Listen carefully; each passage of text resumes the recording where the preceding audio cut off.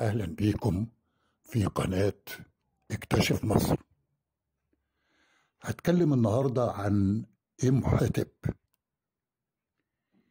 يعتبر إمحتب عبقرية فذة لم يتكرر في التاريخ.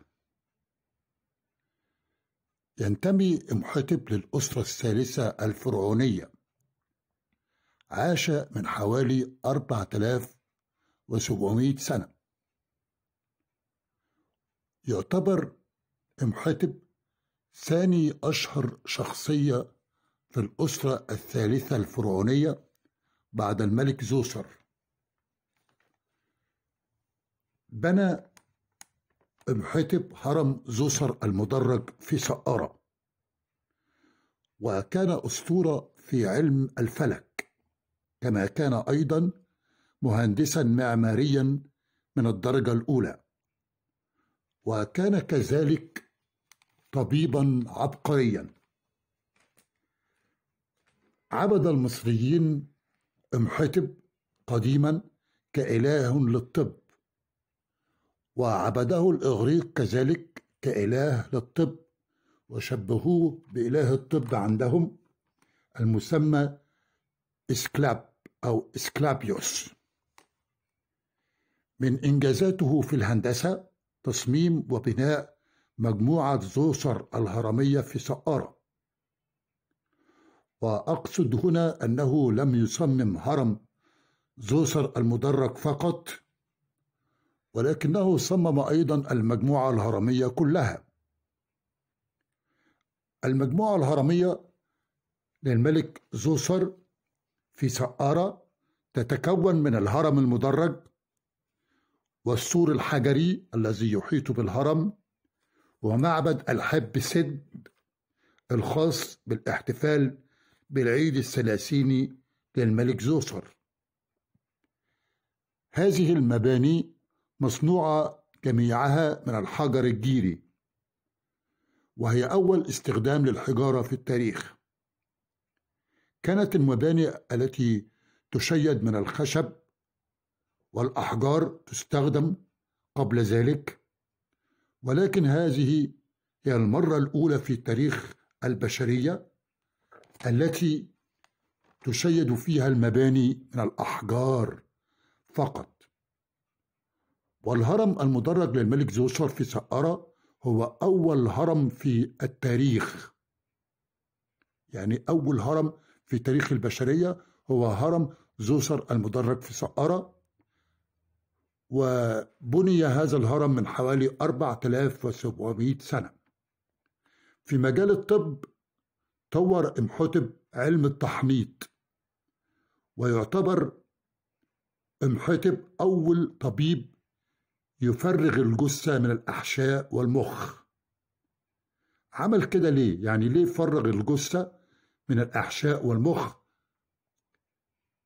كان إمحتب بيعمل كده إن هو يفرغ الجثة من الأحشاء والمخ،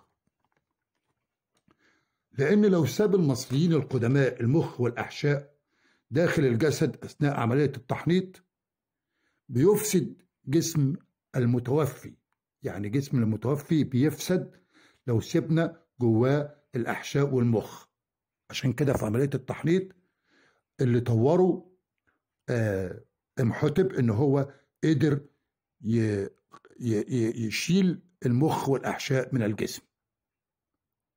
يعني نقدر نقول إن اللي عمله إمحتب ده حافظ بيه على الجسم الميت عند القيام بعملية التحنيط وبعدها. ده بيدل على إنه كان عبقرية فذة، وكان على اتقان تام بعملية علم التشريح، وكان على معرفة تامة بتفاصيل الجسم البشري. إذن يمكننا أن نقول أن إمحتب كان مهندس وطبيب وفلكي وسياسي وكاتب وكبير الكهنة. كان عنده وظائف كتير، ولا يجب أن ننسى أن هذا العبقري عاش في مصر من حوالي 4700 سنة، ويجب علينا أن نفتخر به لكونه مصري. موجود لإمحتب أكثر من 163 تمثال. هذه التماثيل موزعة على الكثير من متاحف العالم، وحتى الآن لم نكتشف مقبرة إمحتب. ويتوقع العلماء أنهم لو استطاعوا اكتشاف مقبرة هذا الرجل العبقري هيلاقوها كاملة بكل الكنوز المادية. وبيتوقعوا كمان العلماء بأنه هيلاقوا في المقبرة علاجات وأسرار طبية لأمراض مستعصية. نحن إذن أمام شخصية مصرية عبقرية، شخصية نفتخر بها جميعا. هذه الشخصية العبقرية لم تتكرر في التاريخ البشري حتى يومنا هذا. فتحية، شكر وعرفان لإمحتب الذي يذكره التاريخ من حوالي 4700 سنة. ده اللي أنا كنت عايز أحكيه النهاردة. أتمنى أنه يكون نال إعجابكم، وتشتركوا في القناة اللي لسه ما اشتركش، وتعملوا لايك وتشيروا الفيديو ده علشان الكل يستفيد. شكرا لكم، وإلى اللقاء في فيديوهات أخرى قادمة. كان معاكم محمد مصطفى. سلام عليكم.